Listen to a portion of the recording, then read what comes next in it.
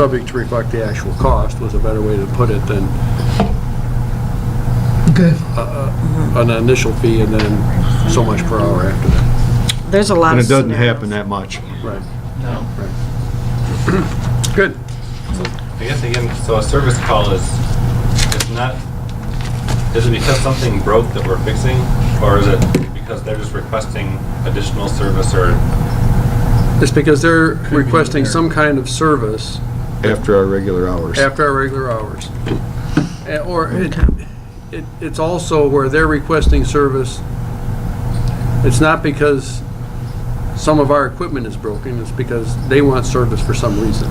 They want to change something, they want to change their mast, they want to change how it's connected, they want us to do something that we wouldn't normally do to provide them service.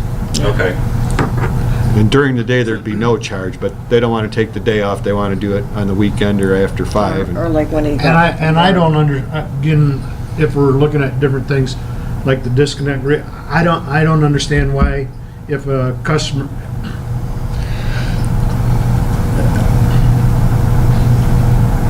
there's certainly different variables, different things that you're going to say, oh, we're going to charge for that, or no, we're not going to charge for that.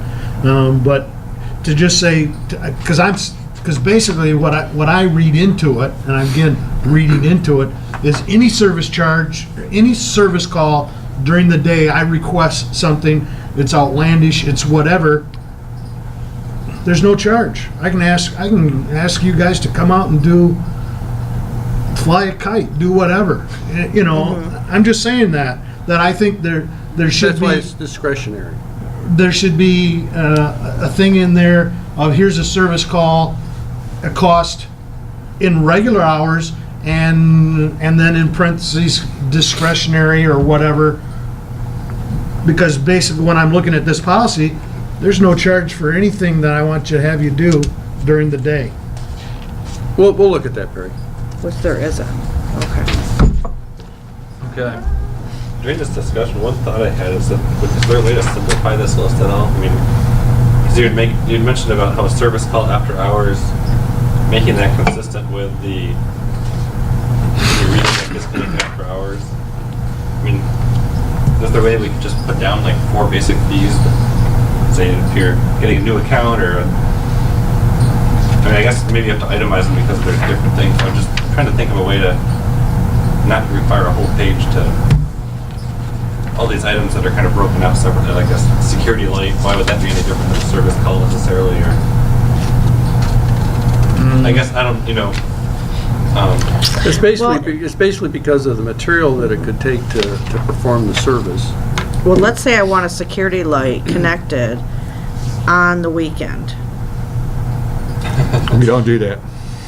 No, I'm just curious. That's actually a good point. You know, yeah. I'm just curious, but, you know, as far as like the 2 service calls, I propose to scratch the top one off, or one of them, with the pickup truck.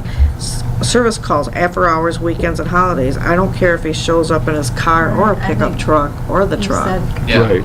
Okay, We so we're kinda- gonna go ahead. yeah, we Okay, did that. Sorry, but as far as, like a security light, To me, that's like a service. I mean, that's like a service. Again, I'm beating a how many horse to security death, lights do you guys put in the That's city not of many. Lowell? Right. And it does have the asterisk. If you want us on the weekend, then get your checkbook out. It's going to cost you. Yep, the asterisk is there, thank you. Okay. But to me, like that's a service. To me, that's a service call. Yeah. So you just, I mean, you don't have. To me, I don't think you have to designate for security light connection. I mean, that's a service call. So if we just put all service calls are $35, I don't understand. I'm just throwing Well, that that might out. have a pole in it, though, the security. Yeah, but then there's a separate thing for setting a pole. So But we have to charge for the pole. Isn't Set that the one that pole was for the super- security light was the pole? $125. That And then was there's the a one with the security pole. light. right. So we've got a pole and a security light are 2 separate items though. Oh, You there can is. set up Yeah, 'cause you can security set light up- on somebody's barn, Right. Well, I guess on that's where garage, or, I'd like to see things like that. I think it would make more sense just call them service call during the day, 0 ***, you know, maybe may have to pay for materials and whatever. And then service call after hours, 90 plus whatever else. Yeah, because if All right, we'll look at, see if there's a way we can simplify. and then even the 2 separate categories, you can always combine them into one and just call it a fee schedule or something. Or, Okay. because the service call doesn't seem to fit us in that calculated charge. So I just, you know, Yep. because I think if you wanted to put like the service calls as like the last thing on the list, and just underneath it, just say examples include security lights, setting poles, you know, these types of things would incur extra fees. Okay. I'll take my best stab at everything I've heard and come back with Procedures something back. next Yeah. month. And I knew this We'll was gonna be approve a it, tough whatever one. you bring back, it'll be Yeah. paid. All right. I guess On the to- question I have is, so if there's a tree hanging over a power line, is that a service call? Like if I say, hey, I've got a tree that's like 45 degrees over my power line, can you guys take care of it or something? Depends on whether it's primary or secondary. Or if our guys, I mean, how high is it hitting the line or is it 3 feet above it? You know, we I don't have know, people but I that's think like I guess that's concerned what if I it's mean 5 is- feet, you know, we have older Yeah. people Like that if call it's in on and private property, really then worried about it. they have to take it down. We don't take anything down on private property. Well, if somebody came out. Really? Yes. If somebody came out in a wheelchair and asked us to do it, we probably would. Okay. But it has, and part of it has to do with whether it's primary or secondary. And I guess I don't know the difference. Primary is where your power's going in. I'm being simplified. Secondary is from the transformer to your house. So you're responsible for the wires. To your from house. the pole to your house, from the transformer to your house. So if there's trees hanging over that, you're responsible for trimming those. Okay. On your main street, the Mhm. primary line, we trim those. Okay. Because you guys trimmed my trees, some of my trees that were on the, what I think must be the secondary. Sometimes we. You're a council member, that's why. Yeah. Kidding. No. This might have been before that, but I can't remember. But yeah, there was one time just, there was a couple trees that really were like, you know, 45 degrees. There are times we will, but. Low light power generally is- They just came out and Generally looked and- speaking, the rule of Yep. thumb is, we'll take Okay. care of the primary, the customer's responsible for the secondary. Okay. Okay. all right. Cool. It's hard to be benevolent and follow the rules to the letter. Yeah, well, So, I mean, you I know, think that's, We try to help people when we can. yeah. Absolutely. But there's a limit. There's a limit. There's a limit. I wish there's a way to easily summarize that as part of the policy, just, you know, but it's There's hard not to do a- that without opening up a can of worms. That's you know? right, that's right. That's why we try and leave as much of this discretionary as possible, Mhm. because, you know, we're not out there to try and charge people to do Right. stuff. I mean, we're there to try and help you keep your power on, and we're a community, but we don't want to be taken advantage of either. Mhm. So somehow we have to discretionarily be able to draw that line. Okay. Okay. Cool. I think we're through the meat of it. 5-6, partial payments. We're proposing eliminating A, B, and C. We allow people to make an arrangement or a partial payment or schedule a plan every month of the year. This says, oh, if you've been on the termination list more than a certain amount of times, we're not going to let you. Well, that's not going to do them any good if we're restricting them from making these plans. So we're just proposing letter D is now letter A. We need a payment arrangement plan or some sort of promise to pay, and we write that in their account and both agree with it. So, I just have a minor suggestion, it's just get rid of the letter A and just make it all one paragraph. It seems weird to say the following criteria must be met, and you only list one thing. okay. 5-7,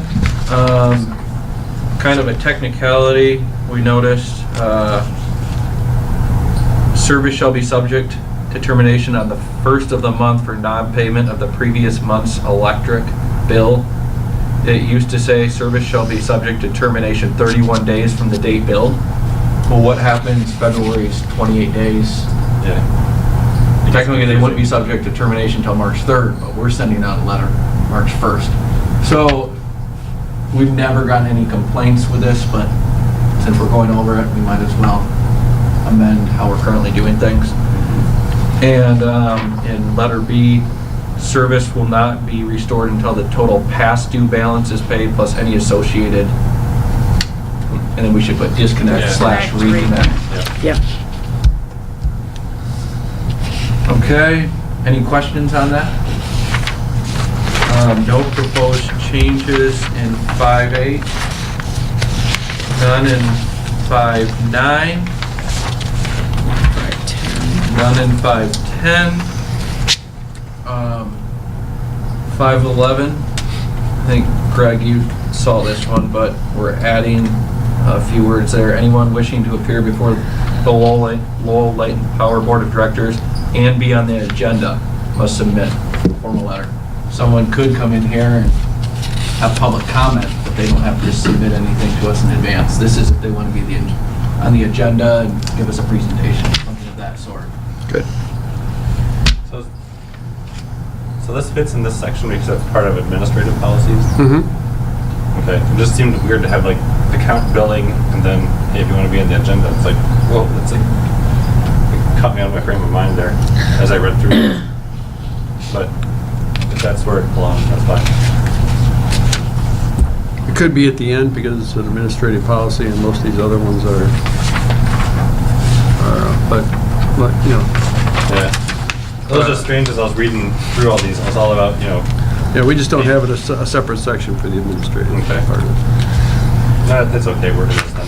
Mm-hmm. Generally, individuals, I thought, had 5 minutes presentation time. It says 15 here. I think I like think if public you're on the- comment yeah. is Okay. 5. Okay, But there if it is. you're on the Okay. agenda- Presentation on the agenda. All right. Good with 5.11? 5.12, technicality of maximum cash security deposit according to Lowell Light and Power Operating Policy 53454. 5.4 is if it's a commercial, 5.3 is residential. I had one comment at the very end that said that all information will be turned over to the Lowell Police Department or TA. I mean, why the Lowell Police Department? Because is it because we're in the city, or if the customer is in the township, so that's something that would go to the sheriff, or is it still to the Lowell Police because it's affecting like power? I just want to make sure that we had the right, Is that the reason, Greg? Or if they weren't in the city, we couldn't bring them to the... You can write proper authorities. Yeah, that's what I was going to suggest, just say turned over to the Yeah, I think this was relevant. not thinking about people outside of the city, so we should have something else, either the sheriff or proper authorities or something. Yeah. Good catch. Because I mean, it could even be the state police probably, Right. depending on the issue. Right. Correct. Good catch. Okay, great.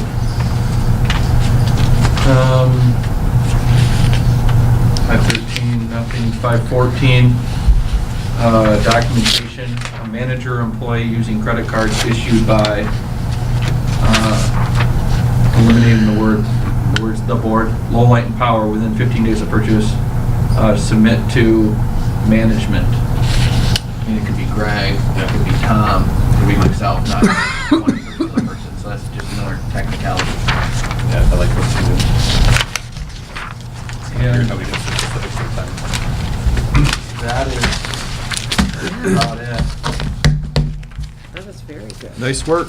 Yeah. Good. I will. I had another question on that. Yeah, it's on the very last page. You said something about how we can consider local vendors over low bidders when it's no more than 10% above. Is there a reason for that 10%?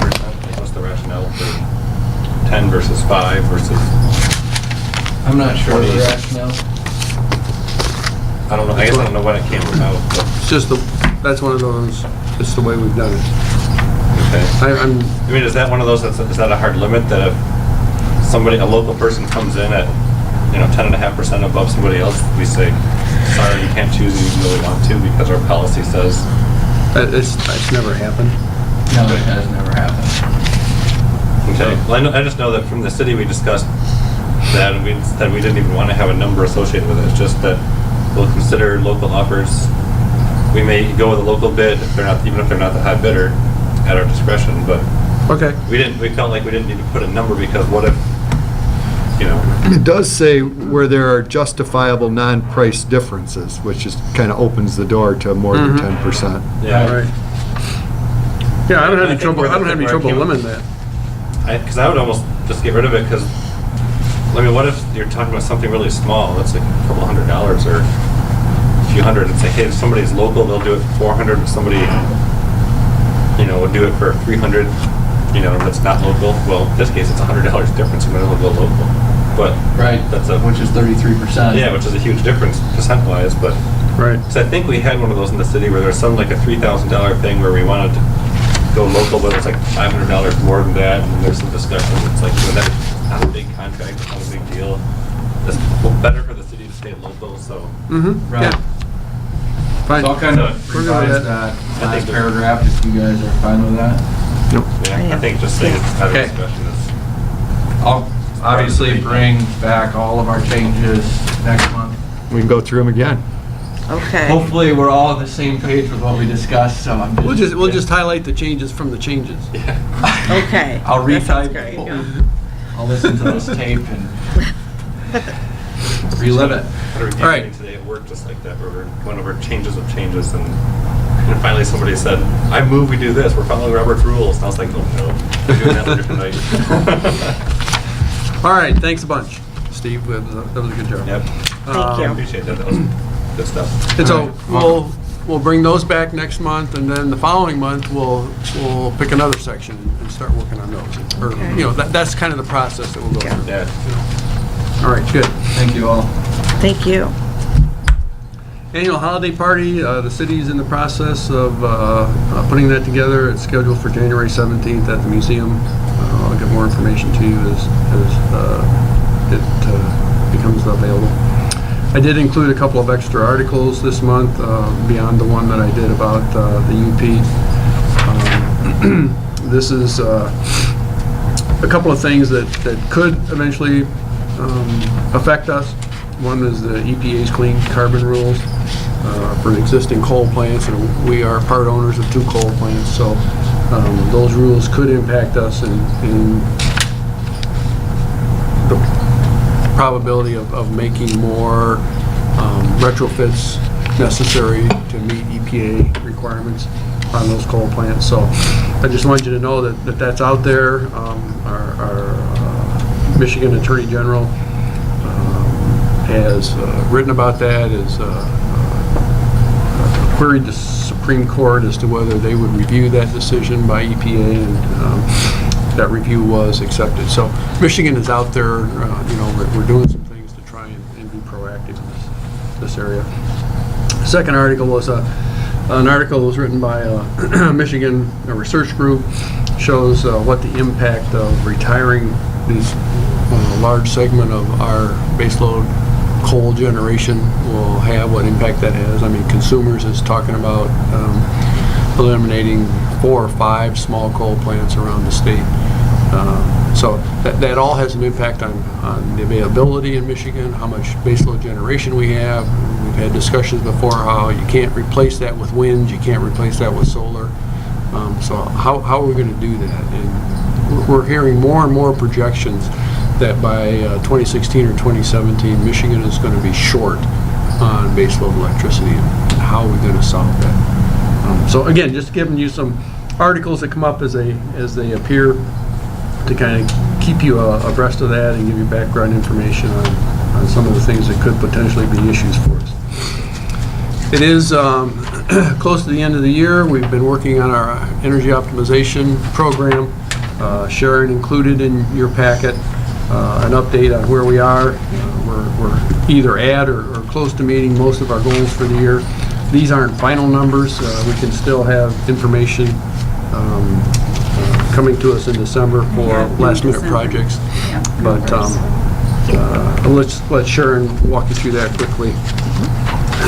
So basically, we have our residential goals at the top here, and these are the different buckets that are in our residential goals. has our goals and our expenses. And then the last part on the right has kind of the percentages to each one that we're at and where we're at with expenses. And again, this is just kind of a snapshot of where we're at in November. So it doesn't have any December numbers in. And so we're at 100% to our residential goal. And then the bottom portion has our commercial and industrial goals. And those we're at about 118%. And our overall goals just have to meet, with the residential and the commercial goals, just have to meet the, 100%. So we can get it anywhere. I have a lot of other things coming down the pipeline. Some of my residential pilot that I'm doing a lot of energy audits with our, with Flat River Outreach right now through their MEEP program. And then I have a big commercial and industrial pilot that I'm going to be doing with the city. Just changing out some street lights, and so we will be there. And then my small business direct install, I'm not quite there yet either. And there's an installer coming in next week to do sneakers. They have all incandescent lights, so there's like 30 of them. And so they're going to put LEDs in there, and so we'll be at our goal there. Was Ace Hardware one of those? Ace? Yeah, because I noticed they put in all LED lights. They did that last year. Yes. Okay. Yep. They were part of our Okay, so that was a. Yeah, they were a big. That was a big They received savings for them. incentives. They put all the Yep. LEDs in there. So My son actually noticed it. yeah. Oh, they are really cool lights, actually, in there. Their lights are different. So, does anybody have any questions on any of these? Most of the residential ones I do myself. I'm going to be taking on the recycling one next year, not going through Franklin Energy. I'm going right through Jacob. So that's one that I'm going to take on. So the overall totals, we actually went 114.15%. We're over. Do we get to carry any of that over Yes. to the next year? We can carry So that over. we start 15% Yes. of our goal. Right. If we get to more, because we're going to exceed these goals for sure. And we can carry over whatever we want. I mean, I wouldn't probably carry it all over into the next year. I might do 20,000, each year for 3 years or 2 years or however much we do, just so that we're kind of staying consistent with everything. Very impressive too that the costs are coming in way under budget. So far. That's the good news. Some of them are a little over, but That's on Sharon's goal list this year. So that's right. Good job. over job, under budget. That's what we like. All right. Next item. I don't want to. I'm not presenting it to be a lengthy item because it's not anything that needs board approval. But I did, we spent quite a bit of time on PCA in the past, and I did want to kind of bring you up to date as to where we are on that. That Steve gave a presentation on PCA several months ago, and the PCA is a way of adjusting for our power costs, and it's built into our rate. It's a standard component of that, as it is with most utilities. And we use it, we adjust it occasionally. We try to do it at least annually. And we've reached the point where we think it's time to do it again. We haven't done it in about a year. It's been over a year. Been over a year since we did it. Last October, or November. Our original goal was to try and keep the PCA under 2 cents a kilowatt hour. And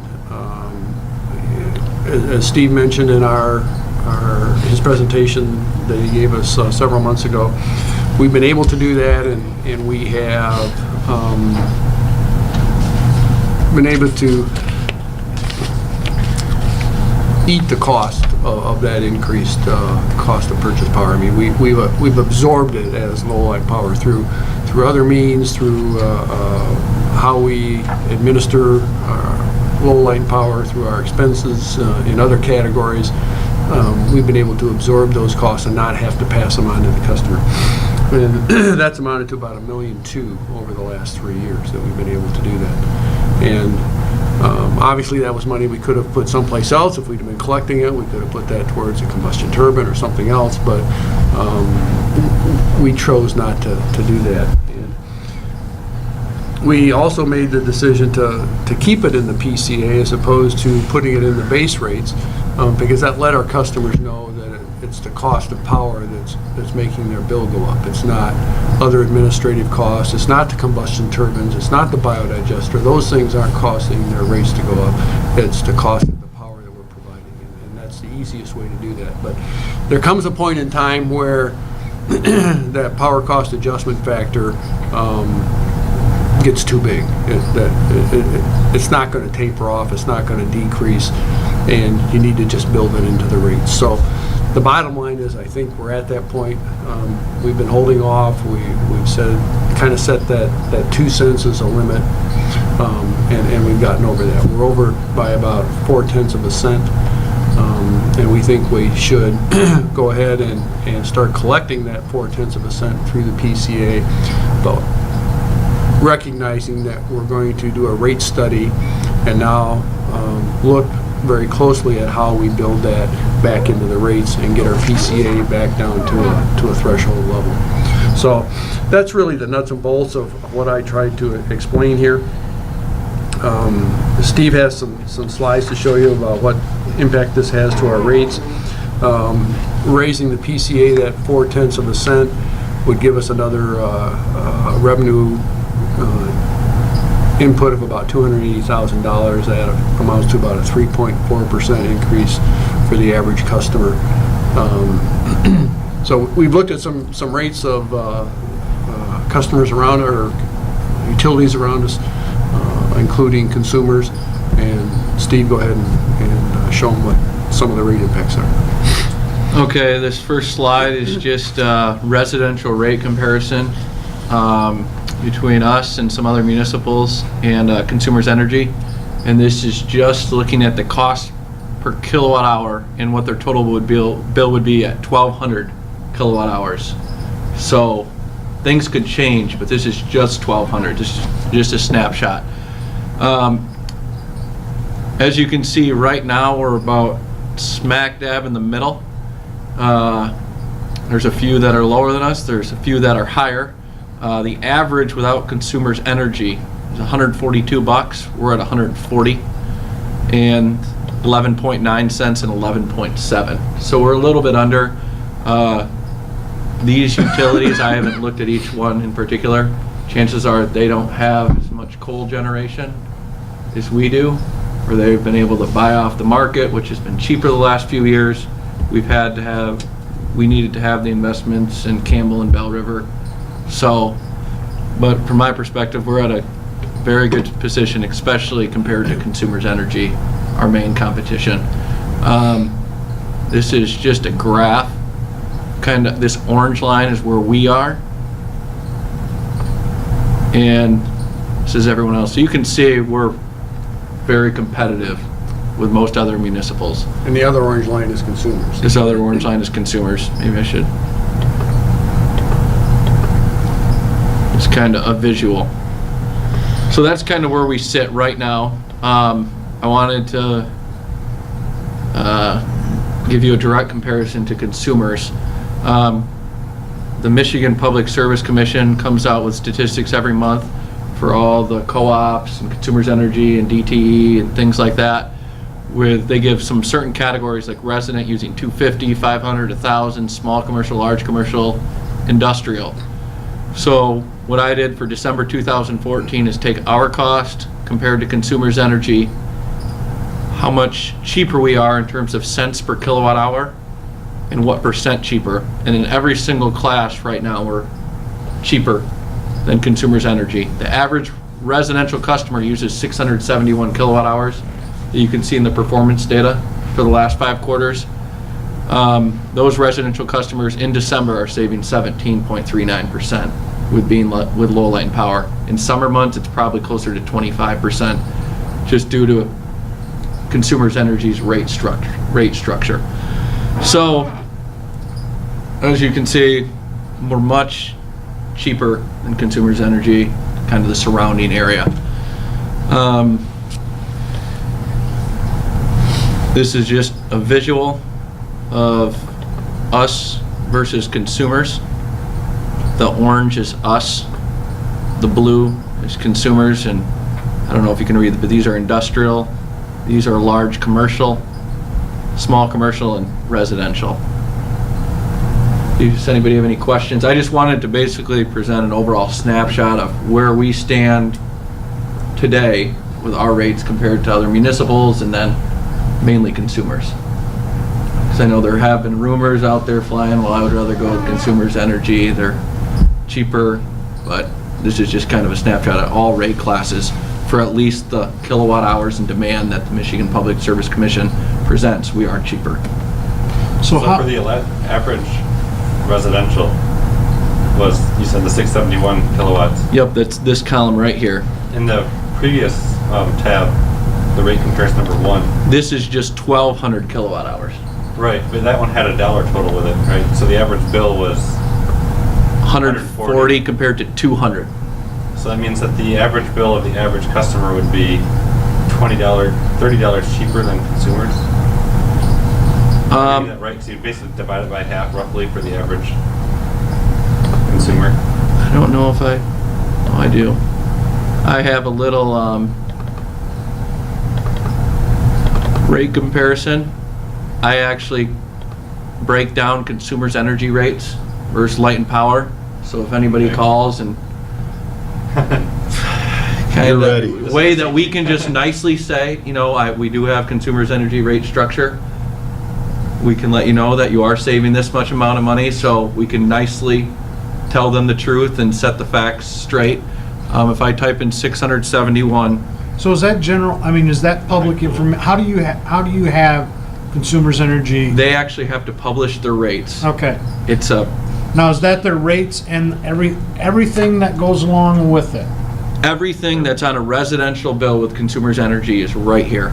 I break this down, and as you can see, every month I do this. June, you know, the numbers, every month Consumers is changing. Anyway, getting back to Andrew's question, if I type in 671, this will spit out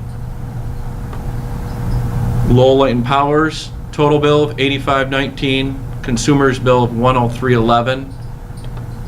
Extra cost by having Consumers Energy is $17.91. So if you do that times 12 months, 18, so that'd be $216 a year. So, you know, over a decade time period, you could say to somebody, you might have saved a couple $1,000s by being in Light and Power's service territory. Even $200 a year is significant. Yeah, I mean, that's I mean, for sure. So this is kind of just a tool we have just for residents, because these are the people who mainly inquire about the cost per kilowatt hour and where you hear a lot of the complaints. it's a neat little worksheet. So, I mean, not to drag this out, So but whenever someone calls, you just ask them, what was your usage? In- And then you type it in and say, here, please say. in July, for example, now it's 25%, because they have an escalator on anything over 600 kilowatt hours is all of a sudden charged an extra 3 cents. Okay. See, we used to have a winter and summer rate also, and we blended them into a single rate, so we didn't have to be changing our rates every 6 months. Kind of smoothed out our. Yeah. Anyway, yeah, so Revenue. 18 bucks, the average customer. And if you're using, I mean, I know there's customers with, let's say 15, it's not Whoa. it's not unrealistic for I mean, it's not like it's a 1 in a million for a customer of 1,500 kilowatt hours. I mean, you're talking 48 bucks. I mean, there's many customers who use 1,500 kilowatt hours. I mean, it's not common, but it's not like 1 in every 100. So there is significant savings, so just wanted to quick present that snapshot. You know, you should make that tool on the website where somebody can enter in their kilowatt hours and they can show you the savings. Download the spreadsheet. Well, no, just like a little tool, like a, you know, like a little form where somebody could Rate- enter in rate their kilowatt calculator. hours. Yeah, rate calculator. They can enter in their hours and that could then show the output of that spreadsheet for them. Right. So where they can play around and say, here's how much I would save, or my friends would save, or, Oh, But every month you would have to go in and put in what consumers' energy is Right. well, banging unless you out. did it for Right. once a year or something, or you just took a rough average. I mean, it's, Right. Right. But anyway, Yeah. back to our PCA. Steve did include another graph, what it would, the impact of that 3.4%. And it really doesn't change us that much out of the middle of the pack for those utilities that we presented information on, and not that much difference in where we are with consumers. What Greg is mentioning is with the 0.4 cent increase, we would now be the green line. We'd increase a little bit. We'd be about closer to these utilities over here. And there are many other utilities that I don't have the information on. So And this they is may just- be doing cost increases also. Right. So I mean, And this was just a point in time. But we have been deficient $368,000 January through October Of this year. in our PCA, with a total of 1.55 million since we've tracked it. Right, so that 1.2 million that Steve reported is now up to 1.5 that we have absorbed. absorbed. So, I could go into this longer, but I think you guys get the picture. I We think. get it. Good. So, if anybody has any questions on the just one street. thing I wanted to clarify is, in the packet you mentioned that we've reached a point where we need to make an adjustment to the base rate. right. And my question was, is there a criteria? But I think you Yeah. answered it.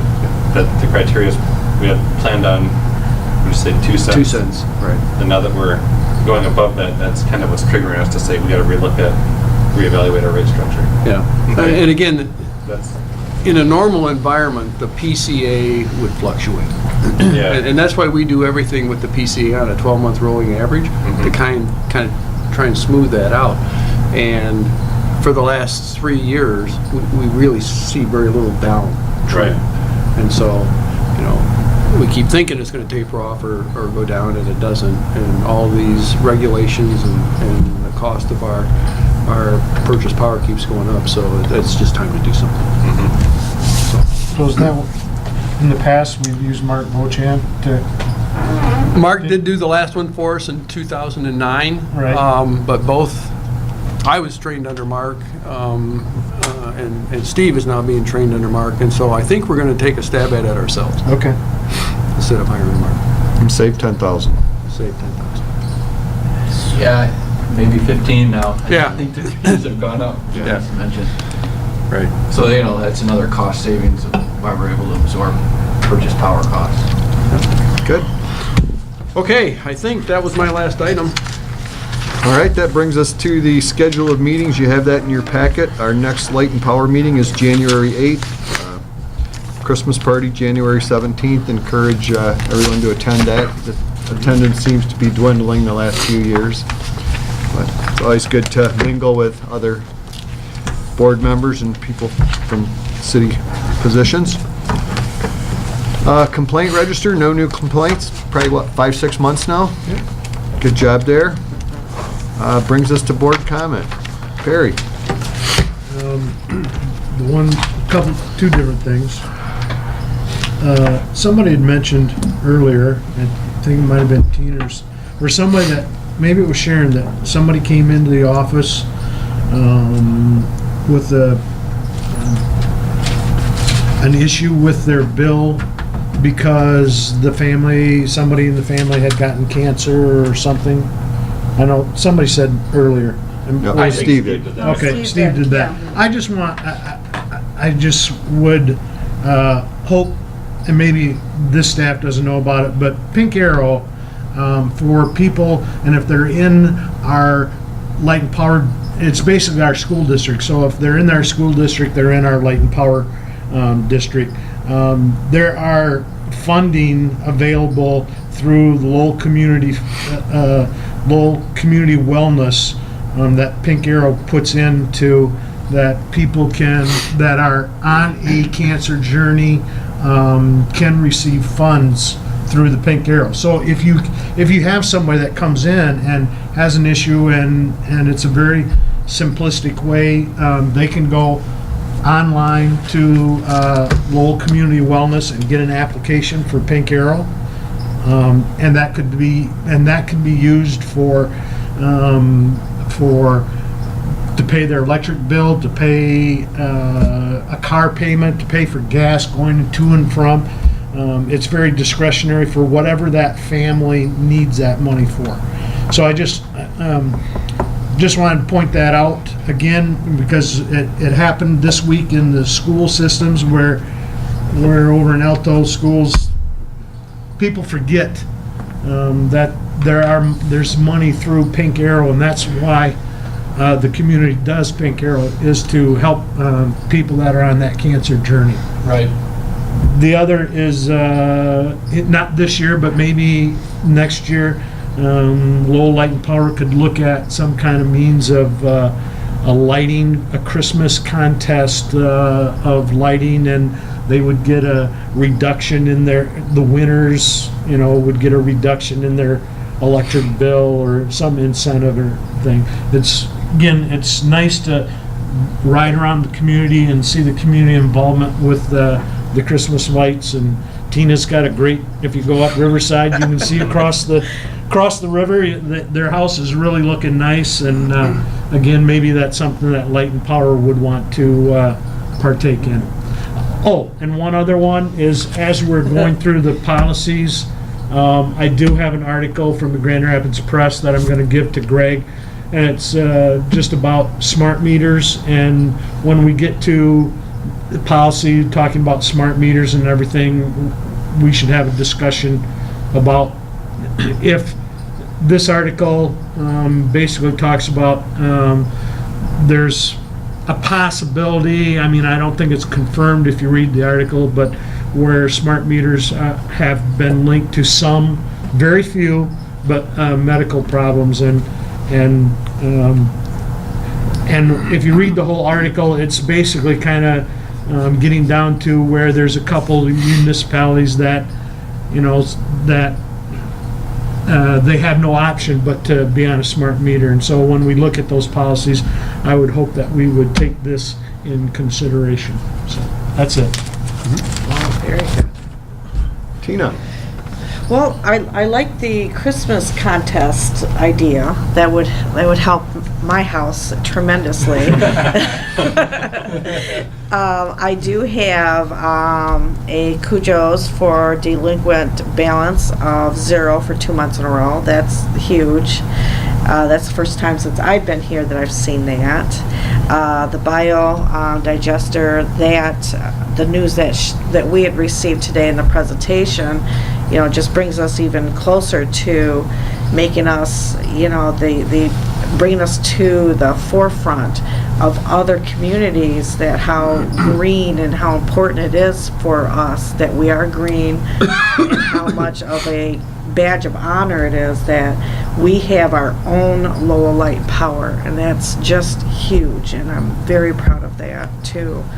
And also to the office ladies that helped go through our Lowell Light Power procedures, thank you so much for out to them for sitting down and looking through it, and because their expertise, they're out there and they know what adjustments we had to make, what was working well for us in the 80s and 90s is needed to be updated now.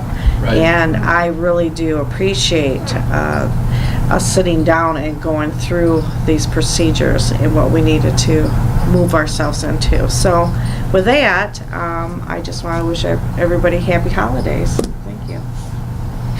All right, Andrew?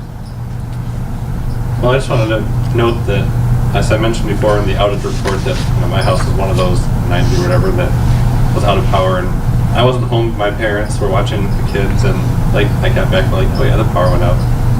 No big deal because it was back, like I said, it was back on in like 15, 20 minutes or something. And it's nice just knowing that whenever the power goes out, we don't really have to worry about it. I mean, it's amazing how many times when I've been home, the power's out. By the time I was calling Light and Power, there's a truck coming down the road. And it's, geez. But what that gives me was thinking about is kind of echoing what Tina had said, is that having local control over our municipal power, I think, is just a huge asset.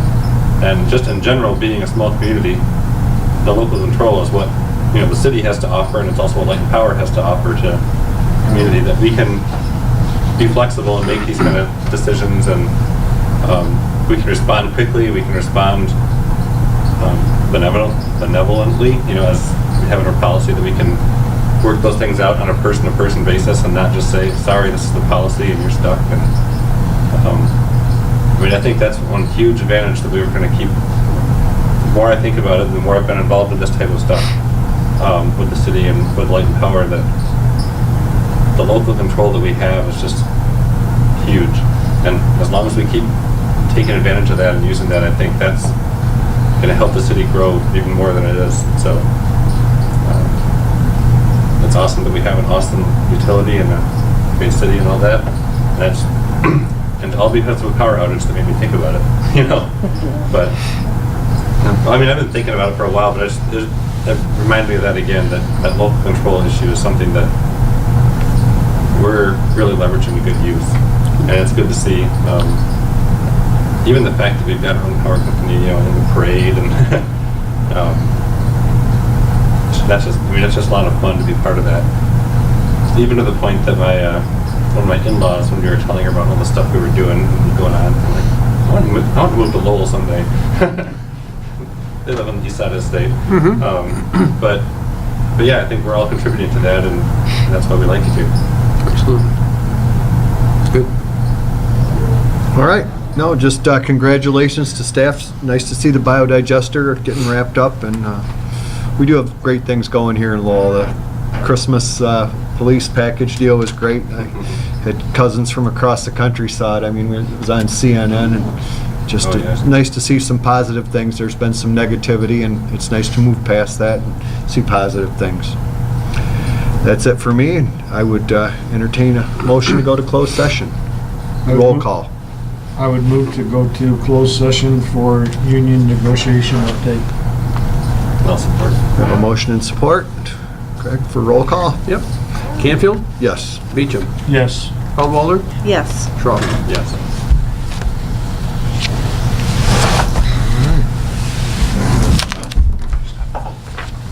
Stop the share. Yes, thank you. It'd be cool if you just give away, like, Insurance? tags in the door. Or somebody should have had a tag in their door and then they haven't been delivered.